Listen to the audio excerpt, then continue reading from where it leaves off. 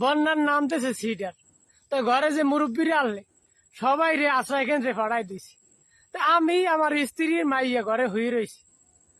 তো শব্দ হয় আর কি, ভাঙ্গে চুরি আয়, পানি আইতে আছে। এরপরে শব্দ পাইয়ে নামছি বাইরাই। এর মধ্যে আমার স্ত্রীর কই তুমি যাও আশ্রয় কেন্দ্রে, আমি মনুরে লইয়া আইতে আছি। এর মধ্যে দেখি গরু বান্ধা, কই পানি তো গরু ডুববে মরবে।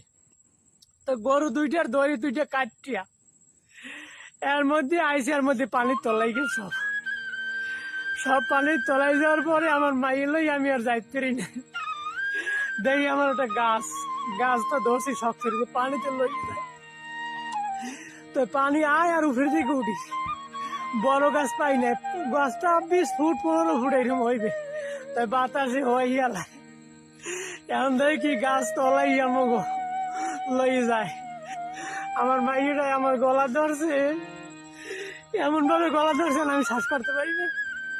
কই মানা একটুখানি গলা ঢিল দিয়ে ধর, আমি শ্বাস করতে পারি না। তোর বাচ্চা মানুষ বোঝে না, ও তো আমার খিচেই ধরছে বাঁচার জন্য। এখন দেখি বই বাঁচি না, মোর পরানটা বাইরে যাইবে। পরে মাইয়ের হাতে কামড় দিছি, কামড় দিয়ে মাইয়ের সারাই দিছি।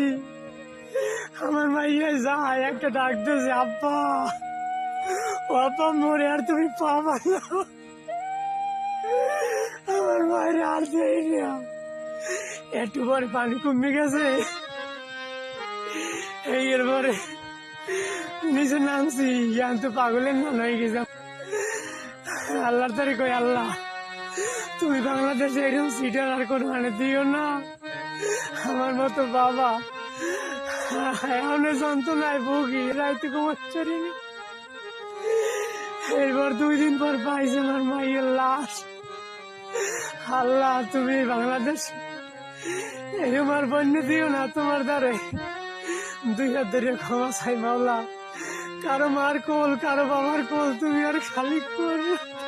সন্তান হারা যে কত কষ্ট বাবা আর মার, এটা শুধু মা বাবাই জানে। সন্তানের লাশ যদি বাবাই দেখে, কোনো বাবা টিকে থাকতে পারে না।